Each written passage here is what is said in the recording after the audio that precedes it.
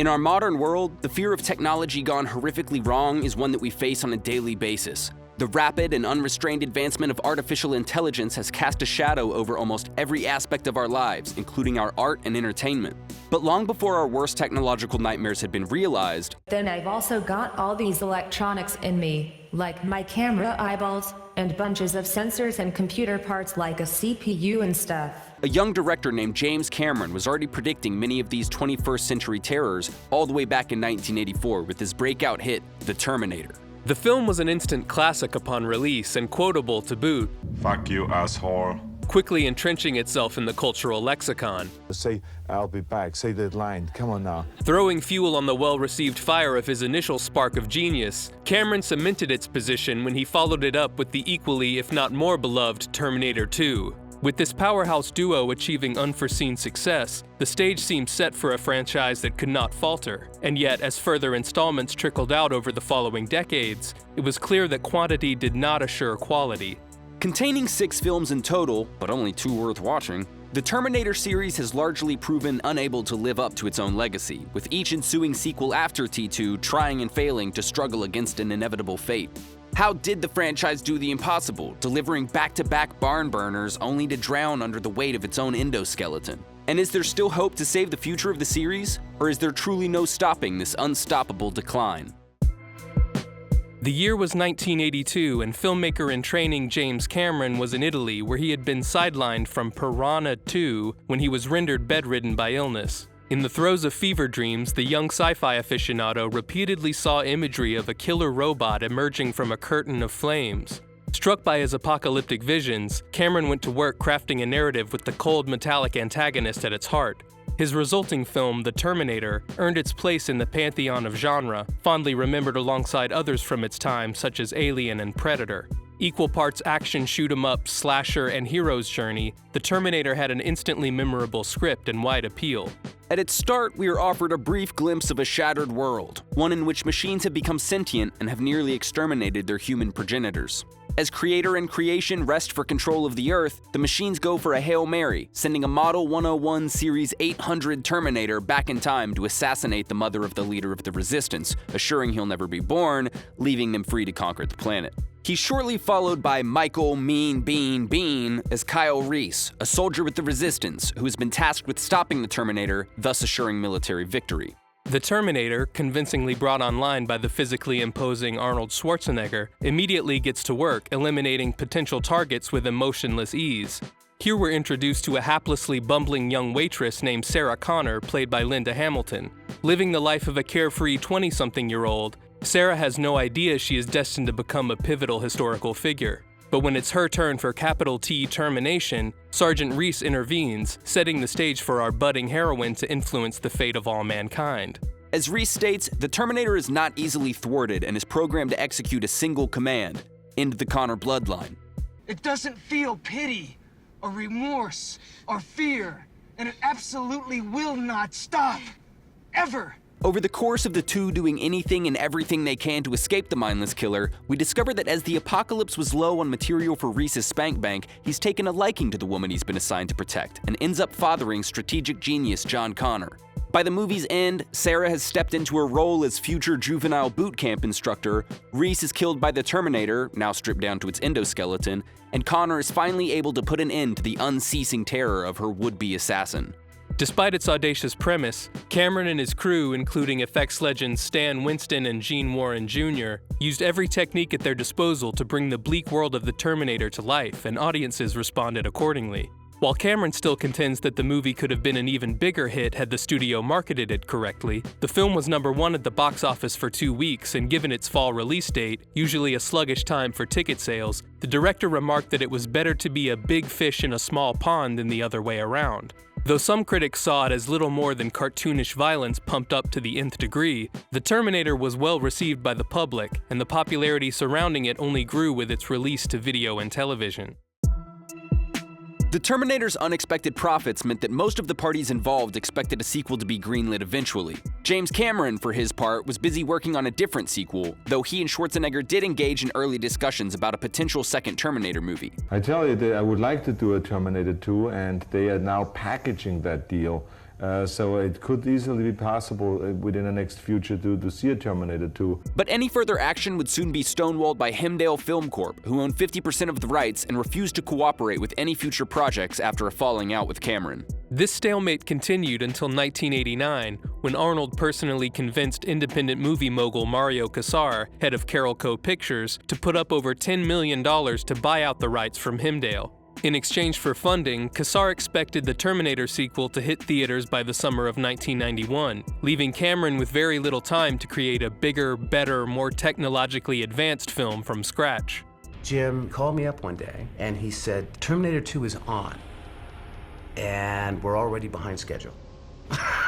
The story that Cameron and co-writer William Wisher developed was ambitious to say the least, and would require the implementation of technology that had hardly been tested at that point. I remember we went through all kinds of gyrations trying to figure out how to do this darn water weenie. With such a tight deadline, it's a testament to Cameron's competence and sheer cojones that he would even attempt a movie as massive as T2. But against all odds, he and his crew were able to wrap one of the largest productions in film history on time and only slightly over budget. Budget was approved at $85 million. By summer of 1991, we were at $100 million. Now that's not, in the grand scheme of things, that nuts. It was the most expensive film made at that time. Terminator 2, subtitled Judgment Day, picks up 11 years after the first film. John Connor is now a young boy living with foster parents. Not my mother, Todd. While his real mother, Sarah, is incarcerated in a mental institution after becoming an anti-Terminator terrorist. Her nightmares of the hellish war to come have slowly worn on her sanity, and her constant warnings to her captors fall on deaf ears. You're already dead, everybody. You're dead already. This whole place, everything you see is gone. You're the one living in a fuck. Not even the annoying psychiatrist from the last movie believes her, even though he's seen the fucking photographic evidence of some of her supposedly outrageous claims. He killed 17 police officers that night.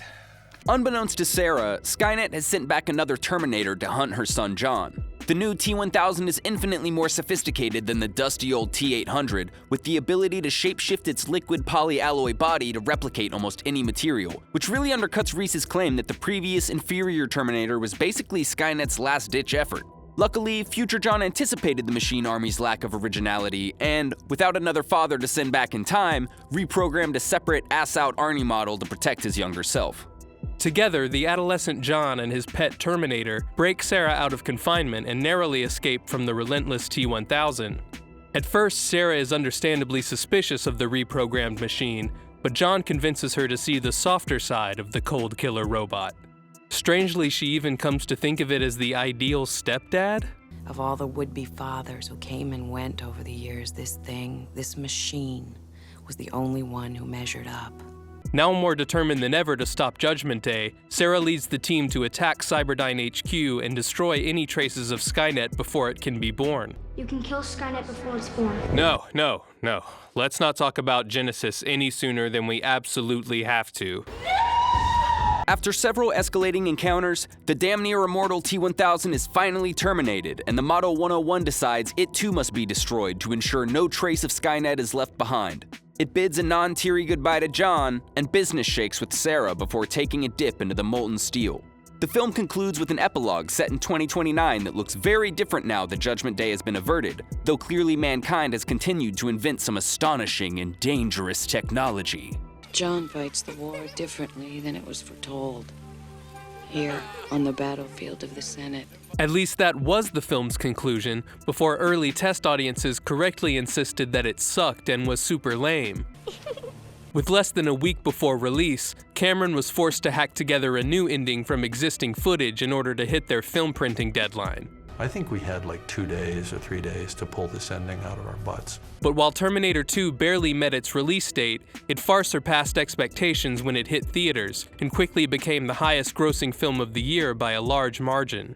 Critically, it was acclaimed almost as much for its performances as for its groundbreaking visual effects, and today it's widely considered to be one of the greatest sequels of all time. In fact, the general consensus seems to be that T2 outdoes the original by most metrics, but it also loses something in the process. The inflated scale and budget allowed Cameron to transform the original gritty slasher into an action extravaganza, much like he did to Ridley Scott's Alien with his other greatest sequel of all time. In the same way, T2 lacks the suspense and tension of the first, and sometimes suffers from the weight of its own scope, with the extended bombastic set pieces starting to feel as tiresome as they are impressive by the final half hour. And while turning the Terminator into a sympathetic character was a creative way to subvert expectations and make the sequel distinct, having him learn the value of human life from a tech-savvy preteen does occasionally cause the movie to veer too far into family-friendly territory. Yes!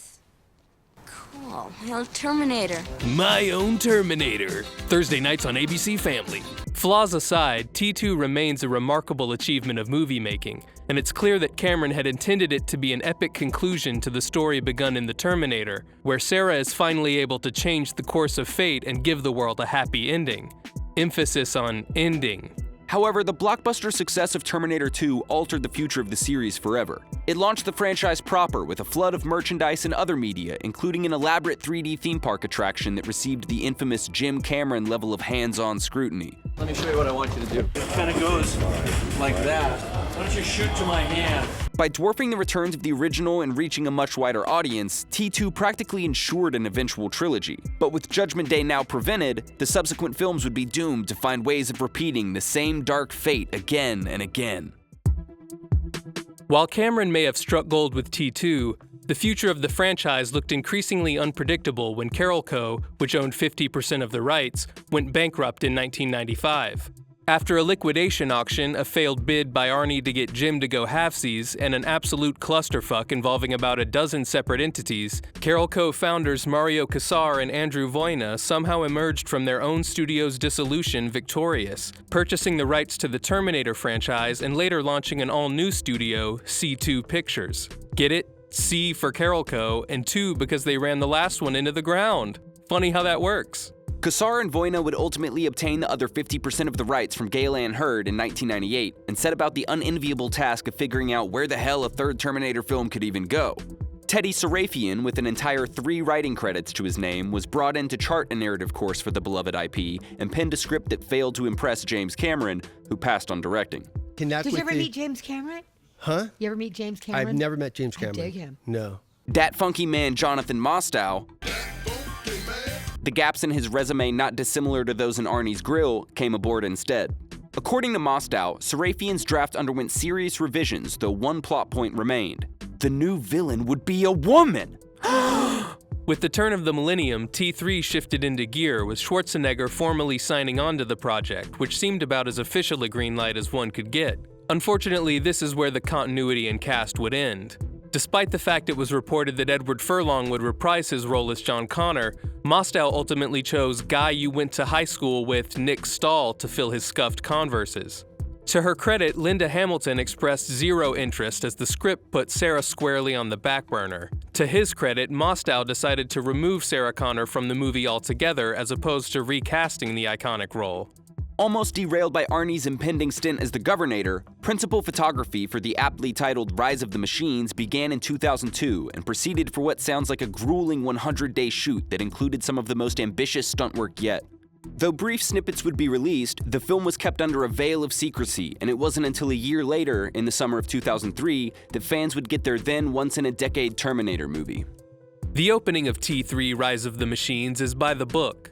Throughout a synoptic monologue, we're introduced to adult John Connor, who's racked by premonitory nightmares that fuel a constant state of paranoia. In one such vision, we see that even though our heroes successfully thwarted the creation of Skynet in the last movie, humanity is still embroiled in a war with the machines, who I hear are rising. With the near-limitless potential of CGI, a full army of endoskeletal terror is realized for the first time on screen, just in time for John to wake up from his dream and go crash his motorcycle. Our new Terminator conveniently portals into the front window of a women's clothing store. Women be shopping, baby! And while past Terminators have typically prioritized finding clothes so as to quickly blend in, your clothes. Give them to me. Our new antagonist, played by Kristanna Loken, walks straight past the outfit-laden mannequins she practically lands on top of so she can bear all down Rodeo Drive, before car and swag-jacking the first wasp she sees. It's not long before this new Terminator model, the TX, attracts the attention of the LAPD, and we see that the machines have been exploring some very intriguing enhancements since T2. What? Cut to Bloomingdale's, Women be shopping! where we meet a fresh lead in the Connor Skynet saga, Kate Brewster. Played by Claire Danes, Kate's strained relationship with her father, Lieutenant General Robert Brewster, segues us to another burgeoning threat, an unidentified computer virus that is spreading through civilian infrastructure. As it turns out, his Department of the Air Force, Cyber Research Systems, or CRS, has been developing Skynet themselves after acquiring what was left of Cyberdyne. Under pressure from top brass at the Pentagon to deploy Skynet to neutralize the virus, Brewster is still concerned about relinquishing control to an autonomous system. Meanwhile, our third Arnie iteration spawns and gets into some absolutely hilarious hijinks while securing his regular assassin getup. The women just go absolutely insane, and they have no idea that this is the Terminator. As the TX mag dumps into future resistance members, Kate finds John, who has broken into her veterinary clinic to patch himself up after his crash. For some unexplained reason, the TX shows up to the clinic in the middle of the night and nearly succeeds in killing off the two former schoolmates. Fortunately, Arnold Schwarzenegger intervenes, miraculously bunny-hopping a truck over Kate for his opening move, because, like T2, Arnie has once again been tasked with protecting our protagonists. Having survived their first encounter with the TX, John and Kate plus T-850 flee from the Huntress, who can remotely hack into and control her machine brethren, sending a fleet of emergency response vehicles in pursuit of her prey. And because this is a Terminator movie, you know we gotta have some massive fucking trucks and unrestrained destruction. After another escape, Arnie breaks the news that the events of T2 didn't actually prevent Judgment Day, but merely kicked that apocalyptic can down the storm-shadowed road. On the Motley Crue's road trip, John complains that he's gonna have to reteach the Terminator all the cultural isms of the time, but strangely John doesn't seem to remember anything about he and the Terminator's last encounter either. What, do you guys come off an assembly line or something? Exactly. John Connor leads the resistance to victory. How? Why? Why me? You are John Connor. Christ, my mom fed me that bullshit since the cradle. That motorcycle crash might have had some longer-lasting effects than we thought. Stopping by Sarah Connor's tomb, Arnie and the others loot her coffin arsenal and get to desecrating the local graveyard in a firefight with the one true villain of the franchise, the cops. Chris T. Onyx returns yet again, they fight again, and our heroes escape again. It's here that the filmmakers insert one of the most confusing moments in the series up to this point. Through some flawed logic, John incorrectly concludes that actually, Lieutenant General Robert Brewster is the key to everything. Your father. This is all about your father. He's the key. He always was. Your father is the one who can shut Skynet down. He's the only one who ever could. Well, if that's true, why the hell did we spend the first two movies hunting down the Connors? On a more pressing note, Judgment Day? It was only postponed a decade and the nuclear holocaust is set to occur in just a few hours. As the trio head for CRS, the aforementioned computer virus has proliferated to such a degree that Brewster reluctantly makes the call to activate Skynet, not realizing that the virus is apparently Skynet itself gaining awareness. Of course, the program turns on its creators, and with his dying breaths, Lieutenant Bobby Bruce orders his daughter and the others to Crystal Peak, a facility where they assume the system core powering Skynet can be taken offline. Intent on saving the world from mass destruction, Kate and John arrive at a military bunker where they're quickly confronted once again by the TX, who arrives in style, crashing a helicopter into the hangar. Not to be outdone, the T-850, who has gone from decapitated to recapitated, crashes an even bigger helicopter through the doors just a few moments later, successfully queuing up a classic third-act Terminator fight scene. Of course, Terminator terminates anti-Terminator Terminator. She's an anti-Terminator. Terminator? Complete with self-sacrifice, just before Kate and John realize that the crafty son of a bitch pulled a switcheroo and has delivered them to a fallout shelter where our characters helplessly bear witness to Judgment Day from the safety of subterranean salvation.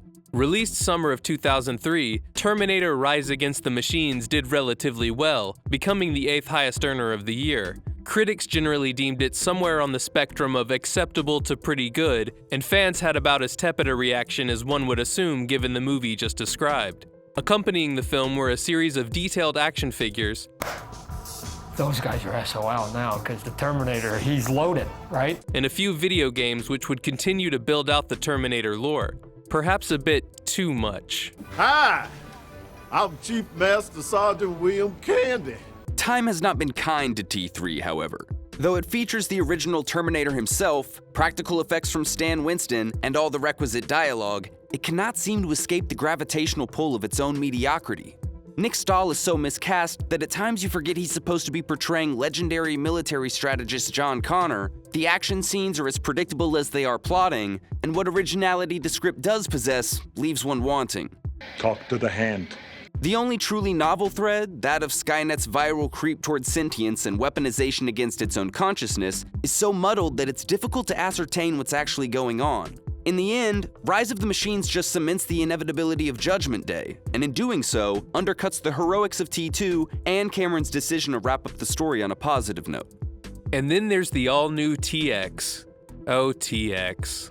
While Kristana Loken should be commended for the roboticized physicality with which she embodied the killer machine, it's hard not to feel like the motivations behind making the new model female didn't come from a place of flagrant Hollywood horniness. Sure, Arnie let that tripod leg swang in the original, and everyone in the franchise who's ever time traveled is obligated by canon to do it in the buff, but watching interviews from around the time of the film's release leaves one needing a spiritual cleanse. The naked scene. Is that hard, or you just say it? The real lucky devil was there when Kristana did her nude scene down the middle of Rodeo Drive. Your first scene, you show up on Rodeo Drive naked. Let me ask you about this. Now, in the movie, you have that nude scene, which is kind of provocative, where you walk up to the car. Were you nervous about doing that? Have you done anything like that before? It's the Terminatrix revealed. Very sexy pictures. Your mom approved of these? Additionally, the superficial question of how does this smoking hot supermodel of a woman beat up legendary beefcake Arnold Schwarzenegger conveniently ignores the fact that they're both fucking robots. Human attributes hardly matter when you're packing a metal endoskeleton, liquid metal skin, or you're the global hacksaw champion. The undeniably underwhelming nature of T3 seemed as good an end cap as any to a franchise that had been perfected in 2 films. As Mostow himself noted, it was never really possible to contend with Cameron's techno-slasher duology, and just like Judgment Day itself, a flaccid and forgettable third film may have always been inescapable. Though it had failed to rival the money-printing machine that came before it, Rise of the Machines was received well enough for Voyna and Kassar to start developing a slate of new projects to capitalize on the film's modest success. Paradoxically, these included both a direct sequel with the same director, writers, and actors, and a TV series that ignored the events of Terminator 3 entirely. The Skynet missile defense system goes online April 19, 2011, declares war on mankind and triggers a nuclear apocalypse 2 days later. Why is this happening again? I don't know. However, C2's plans for a 4th film would never materialize, as the company would slowly begin to crumble under the weight of its founders' infighting and financial mismanagement. By the end of 2007, it was announced that the virtually unknown Halcyon Company had purchased all rights to the Terminator franchise. Established only a year earlier by 2 entrepreneurs with no film industry experience, Halcyon had received a huge injection of private capital that allowed them to offer C2 $25 million for the Terminator rights. Once the deal was finalized, Halcyon took over production of the struggling Sarah Connor Chronicles and still in development T4, which had now been through half a dozen revisions from writers that ultimately went uncredited. To bring this grim vision of the post-apocalyptic future to life, Halcyon turned to the only obvious choice: the man behind Smash Mouth's All-Star music video. Director McG was initially uninterested in the job, but soon grew intrigued by the chance to do something different with the series. First I thought the idea of a Terminator 4 wasn't such a hot idea, but then I heard that the take was indeed post-Judgment Day, and that felt like an original point of entry and a great place to get in. In the script, John Connor had only a minor role as an inspirational messianic figure for a human-machine hybrid protagonist, a part that McG tapped A-lister Christian Bale to play. Bale, however, was more interested in playing the con man himself and convinced McG to expand the character's role in the story.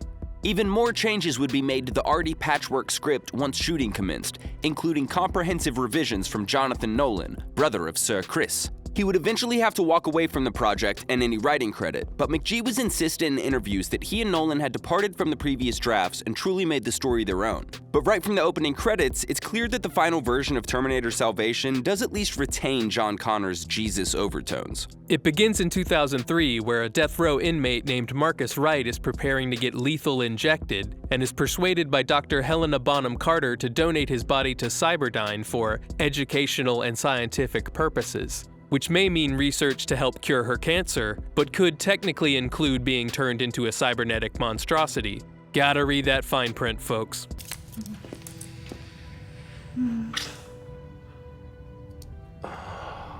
So that's what death tastes like. One lengthy text crawl later, we're in the war-torn wasteland of 2018. Our savior John Connor leads a resistance raid on a Skynet base, where he discovers a group of human prisoners and plans to build a new Terminator using their DNA. Coincidentally, he also walks right by Marcus's perfectly preserved body in a room full of desiccated corpses and thinks nothing of it. Nor does he pay any mind to the dead Terry Crews laying outside the base. There are human prisoners aboard that thing! Get after it! Tragically, John's whole squad gets nuked, but he's somehow able to survive both the explosion itself and the obviously fatal helicopter crash it causes. Maybe this guy really is Jesus. As it turns out, Marcus was equally unaffected by the bombing and has in fact been miraculously resurrected to walk the earth once more.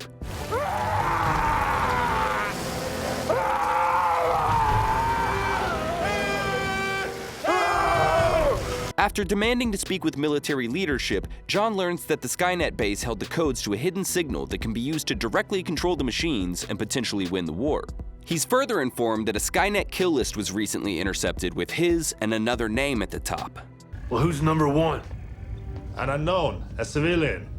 Kyle Reese. Marcus makes his way to the ruins of Los Angeles, where he just so happens to run into the other most important person on Earth. What's your name, kid? Kyle Reese. Reese and his companion, a mute little girl named Star who has unexplained robot sensing powers, decide to leave LA with Marcus and are soon captured by a Pacific Rim-sized hostage-taker robot that shoots motorcycle Terminators out of its knees. This thing's pissing me off! Back at Resistance HQ, John reminisces about his mother and confides in Kate about the discovery of his father, but can't seem to express any emotion other than gruff concern. Once they locate Reese and the others, they send aerial support to rescue them, but both planes are shot down and the prisoner transport escapes. Marcus meets Blair, one of the downed pilots, and the two have a forced romantic subplot. Just want somebody. Before heading back to base to meet with Connor, where they all learn that Marcus is more machine now than man.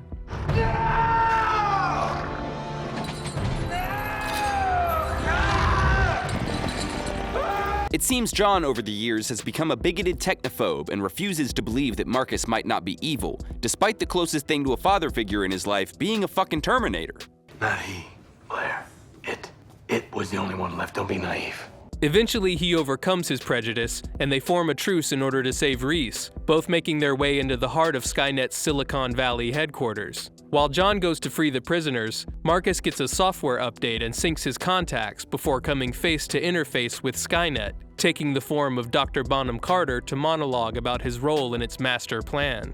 The secret hidden signal was but a ruse, and Marcus was pre-programmed all along to lead John into Skynet's clutches. No hint as to how Skynet knew in advance about Kyle Reese and the events of T1, but I guess we're not supposed to think about that too hard since the filmmakers didn't either. It'd be expensive, it'd be manpower, it'd be a big pain in the ass. To reassert his humanity, Marcus joins Connor to fight a prototype of the T-800 Model 101 because McG just couldn't resist shoehorning Arnie into this movie by any means necessary. Okay, couple of shadowy shots, we want to get the hint that it's Arnold Schwarzenegger, and then we start filming it and McG's like, okay, he starts going in for close-ups on the guy that's playing the body of the T-800 and says, you know, Ben, I really want to challenge you with this. You know, we're going to be right in the face. You guys are going to have to bring your best game for this. Like, okay. For the climax, this all-new, all-different Terminator movie gives us a battle to the death with an endoskeleton in an industrial factory. Groundbreaking stuff. Our heroes then detonate the T-800 fuel cells to blow up the Skynet facility, and Marcus salvations himself by donating his heart to save the life of a mortally wounded John. Apparently this means he will die, as if his heart was powering his cybernetic body with blood, and it's at this point you realize that it's too late in the movie to ask any questions. What are you? I don't know. A final sermon from St. John lets us know that the war against the machines will continue in the next exciting episode. Skynet's global network remains strong, but we will not quit until all of it is destroyed. In case you couldn't tell, Salvation was meant to be the first in a new series of Terminator films following the exploits of John Connor, savior of humanity. But once it reached theaters, the future of this timeline would begin to look bleak. The film was met with a muted and critically mixed reception, and though it eventually netted over $370 million worldwide, that achievement is much less impressive when compared to its $200 million production budget, still the highest price tag of any Terminator film to date. In spite of this lackluster showing at the box office, Salvation would eventually gain defenders who appreciated its place in the franchise as the only film to be almost entirely set in the post-Judgment Day future. Because of this change in setting, the movie was often touted by those involved as being completely different from the admittedly monotonous formula of the previous sequel. McGee's reality for this picture, he didn't want to replicate what Jim Cameron had done. This is totally a different departure from mythology. It's gritty, it's more real and raw. This is the world that no one's seen. One of the things we're trying to do here is sort of turn the franchise up and down on its head. So I came up with the idea of the grittiness and the darkness so that it was just so totally different. But while this is technically true, a quick look under the organic tissue surface exposes something all too familiar underneath. Instead of Kyle Reese or a Terminator going back in time to protect the Connor family, it's a human Terminator hybrid being Van Winkled into the future to protect Kyle Reese. Instead of exploring the themes of humanity versus technology, Salvation pretends to innovate by exploring the cyber warfare that takes place within the human heart. What is it that makes us human? It's not something you can program. You can't put it into a chip. However, these lofty ideas are barely integrated into the plot beyond a couple of lines of dialogue, so the themes come off heavy-handed and muddled at the same time. The whole movie's about where does humanity end and the idea of being a machine begin. Even though my body is that of a machine, I am indeed still a human being inside because I have free will and I have the ability to make choice. In the end, it's back to humans blowing up the robot bad guys and John learning the same lesson he taught his own mother at the end of T2.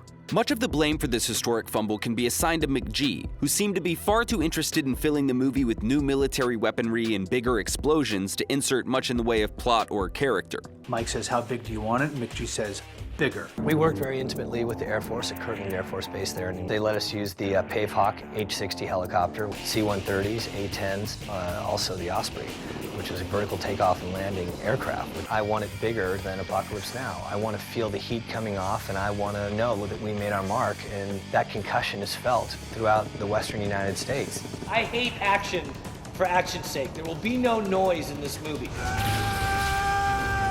To his credit, the dedication to practical and in-camera effects makes the action sequences more engaging than many of their late 2000s contemporaries. But the level of engagement plummets as soon as the characters have to sit down and actually talk to each other.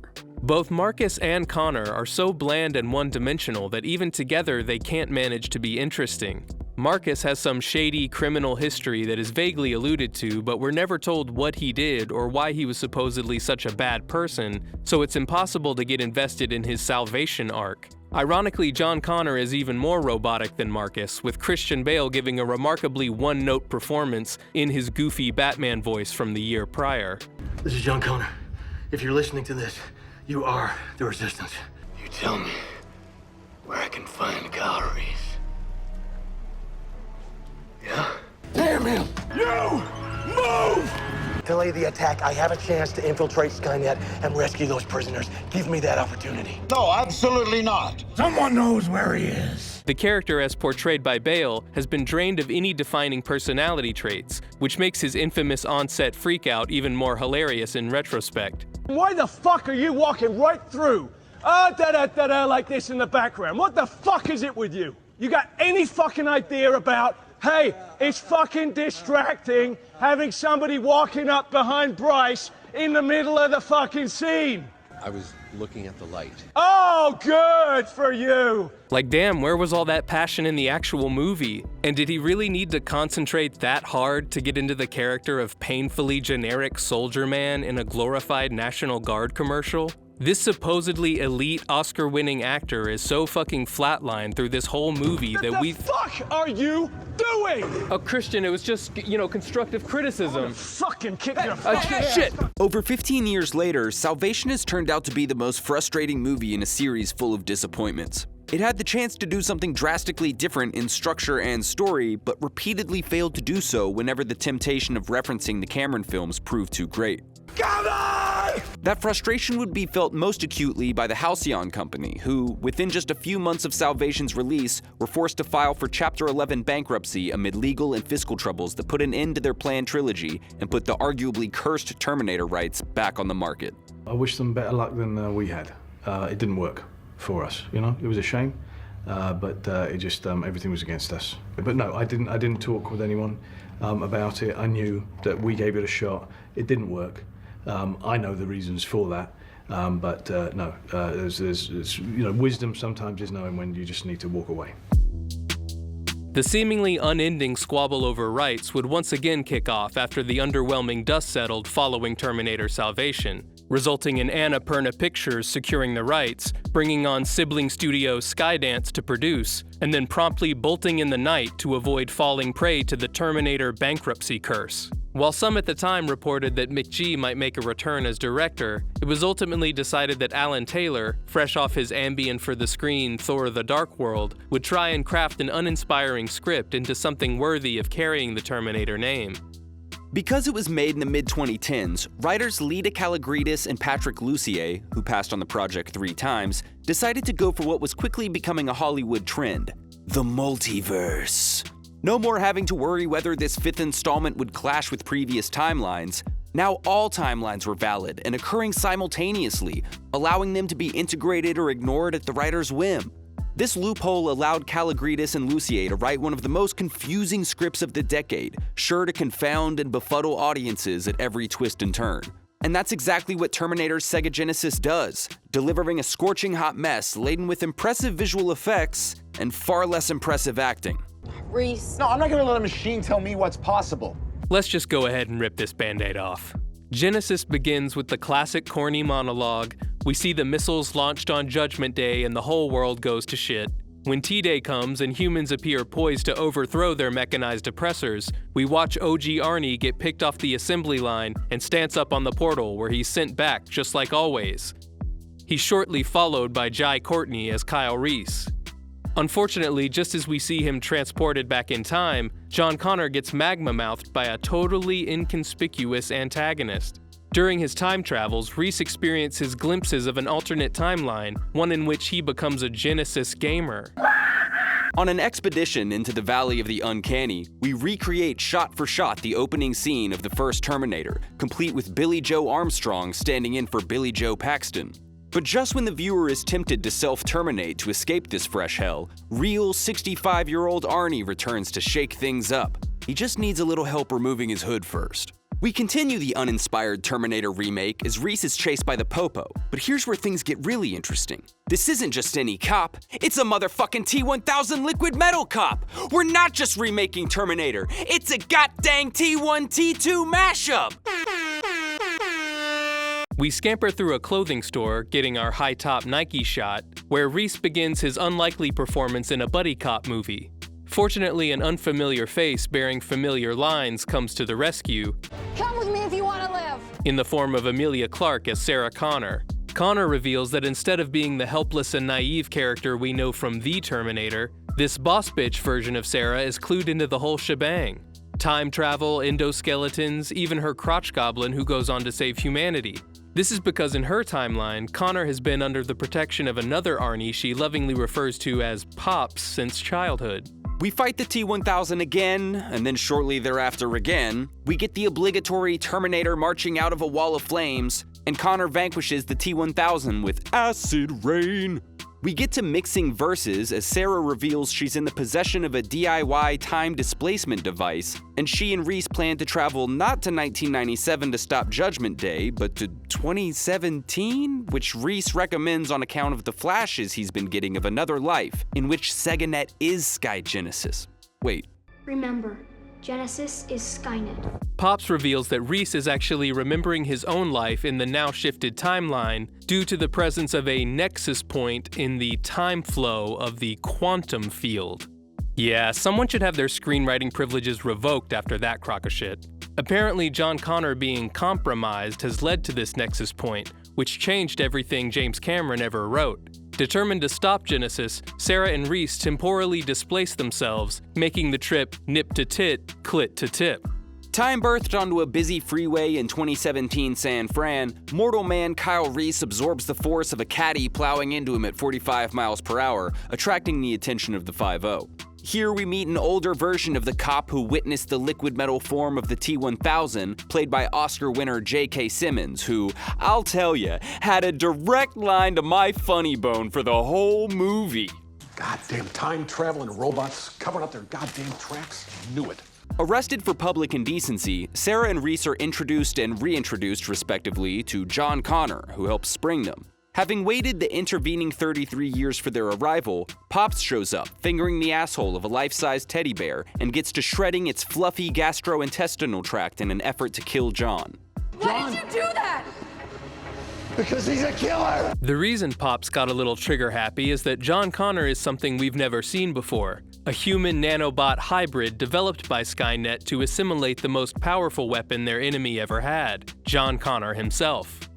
Seeking to vertically integrate Sarah and Reese into the Skynet family conglomerate, John shows off his fighting acumen only to be defeated by the infamous bane of futuristic machine soldiers, an MRI.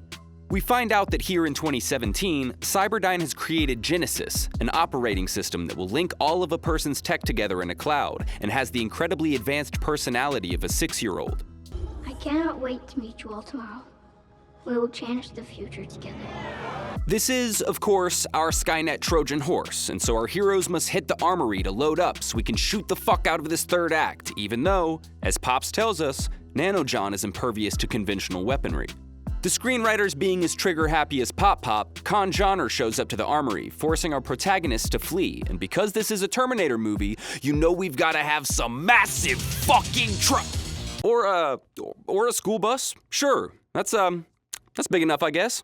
We do battle on the Golden Gate Bridge, get arrested for the second time in an hour, and segue into humor-laced interrogation scenes with a Guardians of the Galaxy-inspired mugshot sequence. As opposed to letting the script breathe, Joan Connor storms the police station, necessitating another brief armory looting, and the gang defy physics in a helicopter chase scene wherein Pops turns himself into a kinetic projectile. Sarah and Reese reach Cyberdyne just in time to watch Genesis go through puberty and are able to rig the facility with explosives before John or Connor starts finger-fucking clavicles and flaying the living human tissue off a certain elderly endoskeleton. Pops takes on John Con, finally defeating him by fisting his back and subjecting the two of them to dissolution by time machine, analogous to what happens when you accidentally microwave a fork.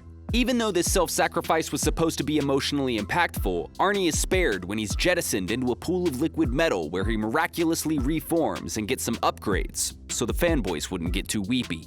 Bringing our time travel shitstorm full circle, Reese gives his younger self the secret sauce to becoming a guerrilla fighter in the machine war, a motivational mantra to recite into the mirror every morning. Remember, Genesis is Skynet.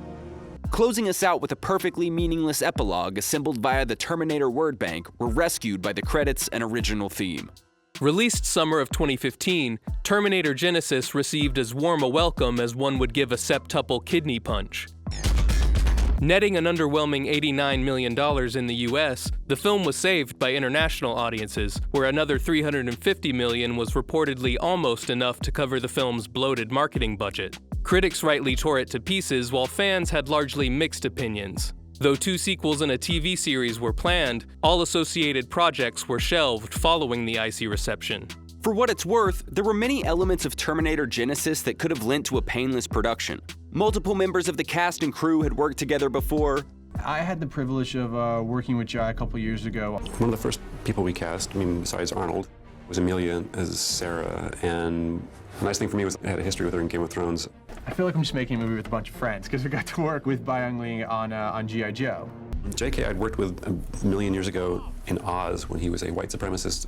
Impressively large sets were built, and many were excited by the prospect of working with Schwarzenegger, who would be returning to his legendary role after declining to appear in Salvation, something he didn't seem entirely bent out of shape about. You didn't do the fourth, thank God. Well, it was bad. It sucked. But for all the enthusiasm and previous experience, getting Genisys to the screen was a brutal process. In the following years, not only was Emilia Clarke quoted as expressing her relief when Genisys bombed, but James Cameron himself recanted his earlier support for the film. And watching Genisys almost 10 years after its release, it's not hard to see why. The plot is impossibly convoluted, making an abbreviated summary of it an exercise in futility. There's the multiverse time travel, Skynet as Genisys, the machine subsuming of John Connor, as well as an incredibly contrived anti-damsel in distress message. Look, I know you think you're here so you can just lock me in a room until I give birth to the leader of the resistance. You're right. That lacks any real substance. You're right. I can choose.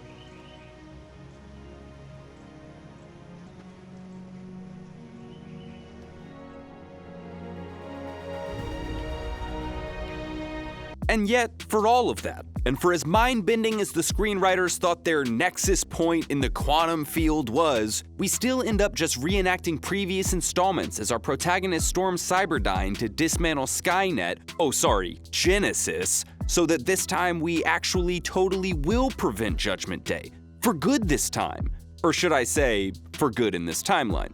While the filmmakers seem to empathize with the frustration that may accompany watching this obscene show of hackery, one of the things we said as we were developing the script is we'd love for people to think, up until they get to the moment that Kyle Reese returns to 1984, oh my God, are they really just remaking the first movie but with a bigger future war sequence? Why would they do that? And the reality is we're not.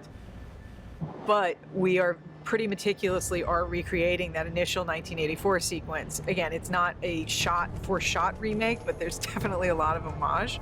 They still admit to essentially riding the coattails of the nostalgia they were hoping to evoke. And it was like all of a sudden you were stepping back in time and remembering where you were, both for T1 and T2, every time Arnold walked on screen.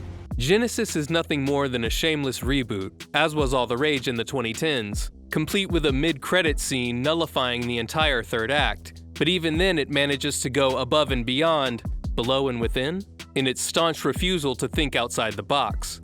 The only artistry on display is from the visual effects department, who essentially carry the movie on their back, creating some of the most seamless and visually impressive sequences of the entire franchise.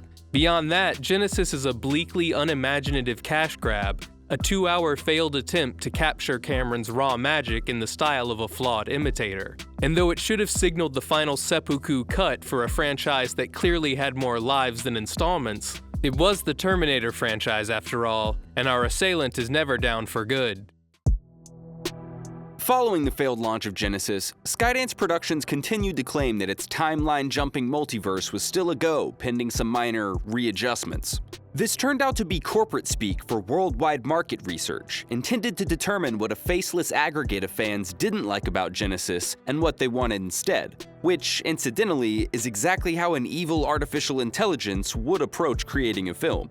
But Skydance would go silent on this front until 2 years later, when Deadpool director Tim Miller took the helm for the next iteration of the series and publicly stated that his movie would disregard Genisys, and every other terrible sequel for that matter. Even more exciting was the news that James the Terminator Cameron would be returning to finally right the ship and set the franchise on a safe and stable course. Because he knows the material like nobody else. Secondly, he's fucking Jim Cameron, so... Cameron's involvement was widely publicized and promoted at the time, but his exact role and level of input remained vague at best. I'm a creative executive producer on the film. His greatest contributions came during the writing stage, where he all but mandated that Schwarzenegger be involved as well, though it's hard to believe that wasn't already a given in this creatively bereft series. He was also instrumental in bringing back Linda Hamilton as Sarah Connor, who came with her own ideas to pitch in. It was hard to figure out where Sarah Connor is now. Who is she now? I suggested that she be fat, because then I wouldn't have to work so hard, but that didn't work. But even this esteemed counsel wasn't enough to provide Miller with a completed script. So, in lieu of Skydance's proposed market testing, he brought together his own focus group, including 5 sci-fi authors and at least 5 credited screenwriters, to craft a story that could simultaneously recapture everything fans loved about the original films while forging its own path forward. Terminator Dark Fate did neither. It's like we're falling out of a what into a what, and then what? It picks up only a few years after the ending of Terminator 2, in the altered 1998 that an eerily deep-faked Sarah and John saved from Judgment Day. The Connor family has retired to Guatemala when they are unexpectedly caught lacking by another T-800. Less than 4 minutes into the movie, John is shot at point-blank range, and the epic adventure that was T2 suddenly feels almost pointless. And I am terminated. Cut to 22 years later, we meet Dani Ramos, a young woman from Mexico City who works at an automotive assembly plant with her brother. One day at work, she's infuriated to learn that machines are killing jobs at the factory, and then almost gets killed herself by a machine immediately afterward. Turns out, she's being pursued by the state-of-the-art Rev 9, which is totally unlike any other Terminator we've ever seen. It's just this evolved hybrid of the T-800 and the T-1000. Luckily, another time traveler has arrived to protect her. Stop me if you've heard this one before. This time, it's a technologically enhanced soldier named Grace who flees with Dani as the Rev 9 gives chase in a massive fucking truck. Oh yeah, we're back, baby! We're gonna wreck some real shit, right? We're gonna smash some fucking trucks. We're gonna bust some shit up. Grace's augmentations ultimately prove insufficient against the advanced Terminator, but she and Dani are saved by a comically strapped-up Sarah Connor. Sarah later informs them that since John's murder, she's received anonymous encrypted messages which contain the locations of various Terminators arriving through time, and that she's been regularly terminating them as a hobby. I hunt Terminators. And I drink till I black out. We also find out that in Grace's future, Skynet never existed, and instead the remaining humans have been warring against Legion, an unrelated AI defense system that somehow developed near-identical assassin machines. I mean, what are the odds, right? Those assholes never learn. Grace uses her future shit to discover that Sarah's mysterious texts have been coming from a location near Laredo, Texas, that exactly matches the coordinates her commanders tattooed onto her skin before sending her back.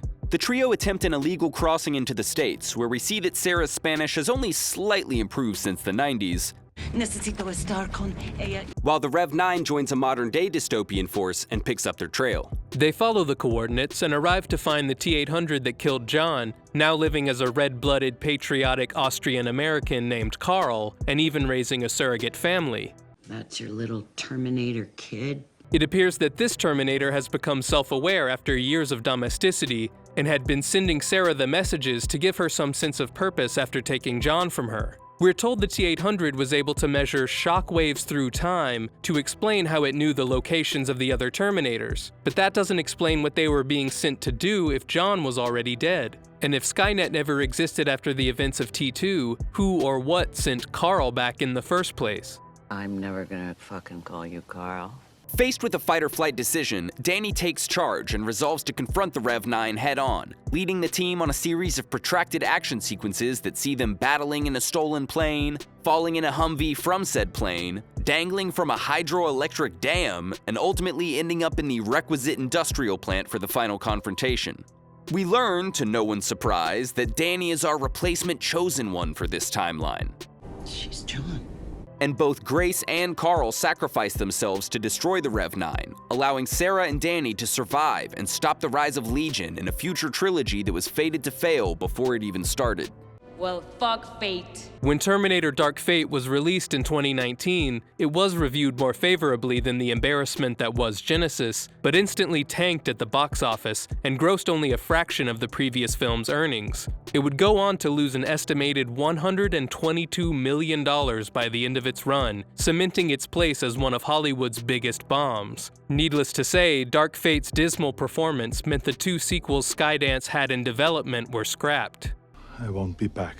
While it's true that Dark Fate is a more tolerable and coherent watch than some of its predecessors, it could very well be the most unoriginal and derivative film in the entire repetitive franchise. Every purportedly unique idea here is a carbon copy of something we've already seen with a different name slapped on top. Skynet is now dubbed Legion. Yes, it's remained functionally the same, but it's called Legion now, so it's different. The AI that's pursuing Danny sort of arose from a similar set of circumstances, but is a different AI. And fuck John Connor. We're boldly moving the series forward with a brand new hero, an unlikely military commander who is told by time travelers that she will help save humanity. Completely new character. Natalia is the face of the franchise moving forward. She's the new John Connor. The film attempts to touch on some recent topical issues to give the old, tired concept a fresh coat of paint, but the actual story never goes anywhere we haven't been countless times before. I mean, the fact that Tim Miller needed more than 10 people to essentially write Terminator 2 again is utterly baffling. The lead actors are clearly putting in an admirable effort, but the insurmountable task of making this dialogue sound natural may be beyond the abilities of any unenhanced human. You put 100 cops between you and a Terminator, you'll get 100 dead cops. Sometimes mommies and daddies have to have grown-up discussions. If you're Mother Mary, why do I so want to beat the shit out of you? Did I say you could look at my private parts? Even some of those involved, Cameron included, have come out after the fact to admit the film's failure, and thankfully the horrible future that Skydance had planned for the Terminator series has been averted. For now. With the first 2 Terminator films, James Cameron created a very contained story within what felt like a much larger universe. The global nuclear cyber war is a fascinating and prescient way to hook the audience, but it essentially serves as a backdrop for the survival stories of Sarah Connor, Kyle Reese, and their son John. Their struggles and relationships are what give the thrilling chase scenes and iconic sci-fi designs the lasting emotional resonance that keeps them eternally popular to this day. Yeah, it was the sex scene, wasn't it? Ironically though, this small-scale character focus is probably what has doomed the franchise in the long run. For the last 30-odd years, the series has been mired in its own mythology, returning time and again to the same characters and concepts with minor surface-level changes. Sure, you may see a slightly updated exoskeleton or a man-nano-machine hybrid or fucking whatever, but without fail, you will always have someone going backward or forward in time and protecting someone from a Terminator. And there's a roughly 90% chance that one of them will be named Reese or Connor. There's also a 95% chance that you'll hear several lazy callbacks to the overquoted lines of the first 2 films. I'll be back. I'll be back. She'll be back. I'm back. I'll be back. What? Come with me if you want to live. You come with me or you're dead in the next 30 seconds. There is no fate but what we make. There is no fate but what we make for ourselves. And a 100% chance that your senses will be under assault from endless arsenals of guns, guns, guns, guns.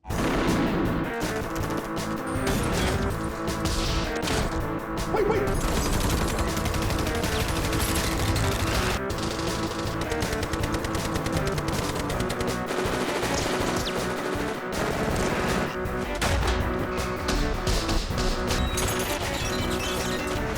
Shoot that son of a bitch!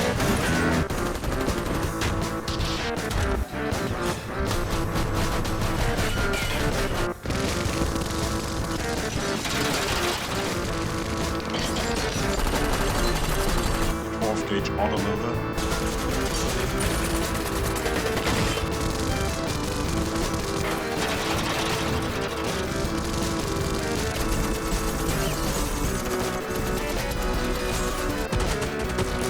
All you people know how to do. Kill what you don't understand. The 45 long slide with laser sighting.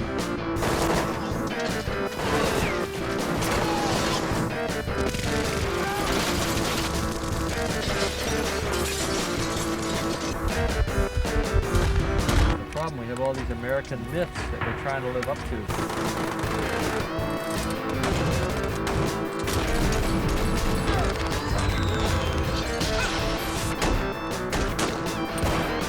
Uzi 9mm.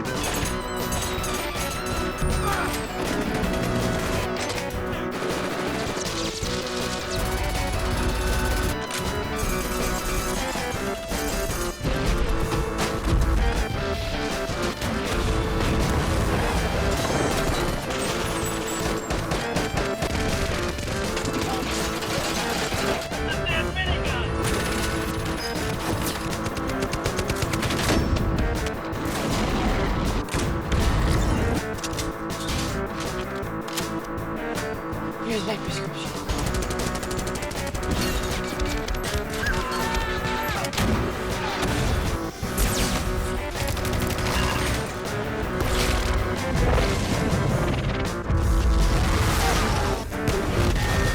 Looking for this?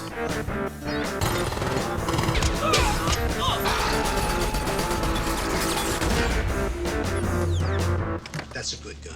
Furthering this stagnation, the franchise has been unable to produce a universally accepted entry in the canon since 1991, inspiring 3 of the 4 non-Cameron films to position themselves as direct follow-ups to Terminator 2. But since the Connors stopped Judgment Day from happening at the end, every one of the requels has been forced to come up with increasingly contrived ways of mixing and matching the existing elements to have strikingly similar events transpire anyway, creating one of the most redundant watching experiences we've had to endure for this channel.